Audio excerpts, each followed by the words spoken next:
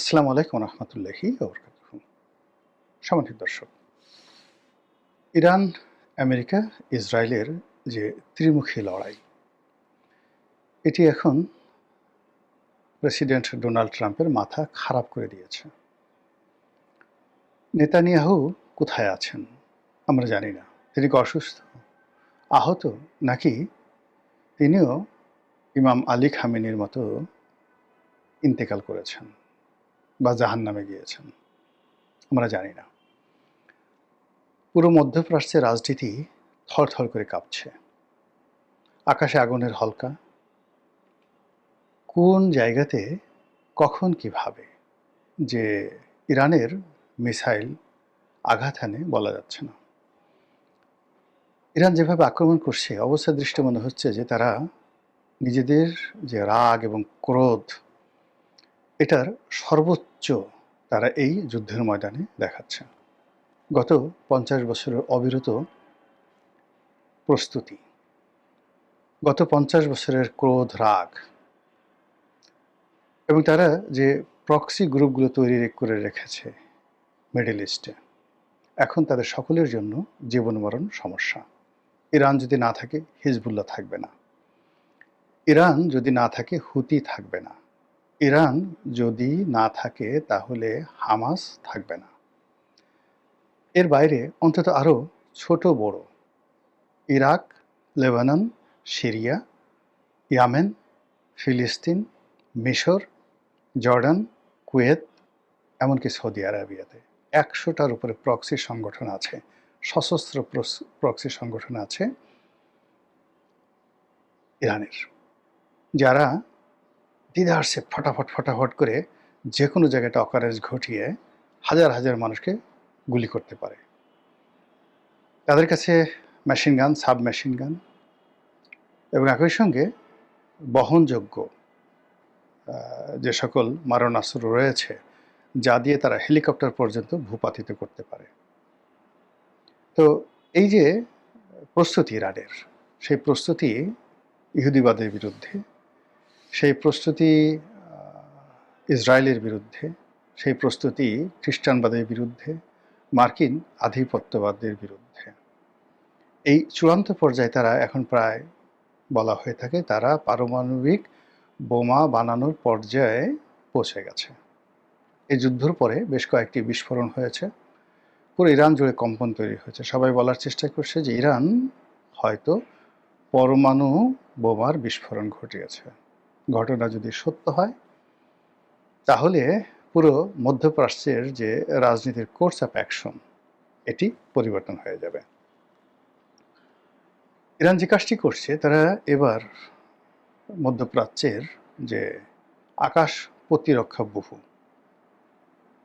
America এবং ইসরায়েলের যৌথ প্রযোজনাতে তারা ইসরায়েল এবং অন্যান্য আমেরিকা ইসরায়েলের বন্ধু রাষ্ট্রের যে সকল সীমানা রয়েছে, সেখানে তারা এই আকাশ প্রতিরক্ষা বহু তৈরি করে ফেলেছিল। এবং এই প্রতিরক্ষা বহু ভেদ করে ইরানের কোনো ক্ষেপণাস্ত্র ওই দেশে প্রবেশ করতে পারবে না, এরকম হম্বিতম্বি তারা করেছিল। সেই পুরো প্রতিরক্ষা বহু ভেঙে ফেলেছে। এখন ইরানের শাহেদ ড্রোন অনায়াসে, আমরা যেভাবে ঘুড়ি উড়াই, এইভাবে অনায়াসে নির্বিবাদে তারা এখন দুবাইয়ের আলবুর্জ খলিফা আলবুর্জ যে টাওয়ার, সেখানে আঘাত হানতে সক্ষম। তারা রিয়াদের হোটেল রিস কার্লটনে আঘাত হেনেছে। তারা সৌদি আরামকো তেল কোম্পানিতে আঘাত হেনেছে। এইভাবে আমেরিকার 17টি যে বেজ আছে ইরানকে কেন্দ্র করে, সব কিছু তছনছ করে দিয়েছে। এবং তাদের যে আক্রমণ, আমেরিকা এবং ইসরায়েল যে আক্রমণ, সেটা তারা যেভাবে ইরানের উপর বাড়িয়েছে, একই গতিতে ইরানও বাড়িয়ে দিয়েছে।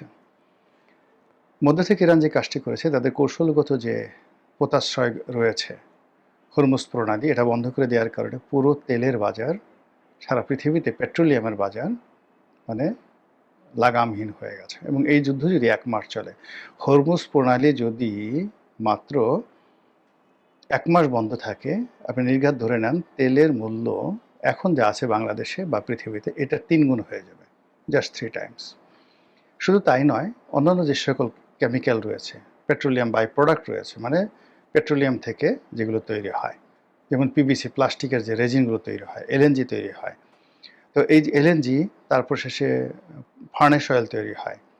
এই জিনিসগুলো হাহাকার লেগে যাবে সারা দুনিয়াতে। সারা দুনিয়াতে মোবিলের ঘাটতি পড়ে যাবে, মোবিল পাওয়া যাবে না। তো এরকম একটি অবস্থায় আমেরিকা কি করবে? আমেরিকা ইতিমধ্যে যে ক্ষয়ক্ষতি হয়েছে, গত 50 বছরও আমেরিকা সেটা উপার্জন করতে পারেনি এই কয়দিনের যুদ্ধে। তারা সর্বশক্তি, তাদের যে দাপট, মানে আব্রাহাম লিঙ্কন নামে তাদের যে একটা পারমাণু চালিত যুদ্ধজাহাজ ছিল, এটায় আঘাত হেনেছে ইরান, এবং এটা এমনভাবে ক্ষতিগ্রস্ত হয়েছে যে এটি আর সমুদ্রে ভাসিয়ে রাখা যাচ্ছে না। এটি এখন সেখান থেকে ভূমধ্যসাগর থেকে সরিয়ে নিরাপদ জায়গায় আনা হচ্ছে মেরামতের জন্য। তাদের অন্যান্য যে যুদ্ধজাহাজগুলো, সেগুলো কাজ করছে না ঠিক মতো। বিরাট আর একটি যুদ্ধজাহাজ, মানে সেটার পুরো টয়লেট সিস্টেমটা নষ্ট হয়ে গেছে। এখন যারা সেখানে প্রায় 8,000-এর মতো সৈন্য আছে, সেই 8,000 সৈন্য মানে ঘন্টার পর ঘন্টা দাঁড়িয়ে থাকে টয়লেট করার জন্য। এরকম একটা অবস্থা তৈরি হয়েছে সেখানে। মানে প্রাকৃতিক বিপর্যয় যাকে বলে, খোদার গজব যাকে বলা হয়, সেই জিনিসগুলো ইরানের জন্য তৈরি হয়েছে। এদিকে একজন বলতেছে ডোনাল্ড ট্রাম্পের শরীরে পছন্দ হয়েছে, রীতিমতো কুষ্ঠ হয়েছে, তার চামড়া নষ্ট হয়ে গেছে, এবং একটা ভিডিওতে দেখলাম যে সে এমনভাবে হাঁটছে অনেকটা মাতালের মতো, তারা ঘুরে পড়ে যাচ্ছে। সব মিলিয়ে আমেরিকার যারা পররাষ্ট্রমন্ত্রী আছেন, স্বরাষ্ট্রমন্ত্রী আছেন, তারপরে প্রতিরক্ষা মন্ত্রী আছেন, তাদের কথাবার্তা এলোমেলো হয়ে গেছে। এরা মানে আমেরিকার যারা জনগণ রয়েছেন, তারা এখন ডোনাল্ড ট্রাম্পকে দায়ী করছেন। তার যুদ্ধ করার ক্ষমতা কমানোর জন্য ওদের পার্লামেন্ট, যেটা মার্কিন কংগ্রেস, তারা বিল আনছে যে ইসাকলি প্রেসিডেন্ট কংগ্রেসের অনুমতি ছাড়া যুদ্ধ ঘোষণা করতে পারবে না এবং যুদ্ধের আয়োজন করতে পারবে না। তো এই বিষয়গুলো এখন আমেরিকাতে ব্যাপক পরিবর্তন হচ্ছে, আর লক্ষ লক্ষ মানুষ হয়তো আর কদিন পরে রাস্তায় নেমে আসবে। এবং ইতিমধ্যে গত এই 4 দিনের যুদ্ধের ফলে সেখানে তেলের দাম গত 20 বছরে যেটা বাড়েনি, এইবার সেই তেলের দাম তারা বাড়িয়ে দিয়েছে সরকার। তো এই অবস্থাতে ডোনাল্ড ট্রাম্প কী করবেন? তিনি কি করজোড়ে ক্ষমা চাইবেন? তিনি কি এই যুদ্ধে ইরানের কাছে আত্মসমর্পণ করবেন? ইরানের যে ক্ষয়ক্ষতি হয়েছে সেটার ক্ষতিপূরণ দেবেন? কিংবা মধ্যপ্রাচ্যে যে সকল দেশ এখন আমেরিকাকে ছেড়ে গেছে, তারা বলছে যে তোমরা নিজেদেরকে রক্ষা করতে পারছো না, আমাদেরকে কিভাবে রক্ষা করবা?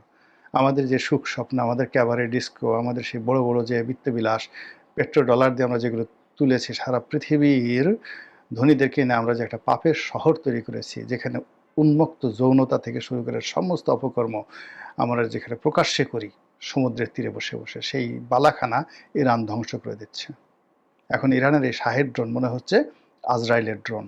আমরা যে পৃথিবীতে অপকর্ম করেছি আমেরিকানদের কবলে পড়ে, সেই অপকর্মের শাস্তি আমরা পাচ্ছি। আর তোমাদের সাথে নাই, আমরা এখন ইরানের সাথে আছি। এইভাবে অনেকে রণভঙ্গ দেওয়ার চেষ্টা করছে।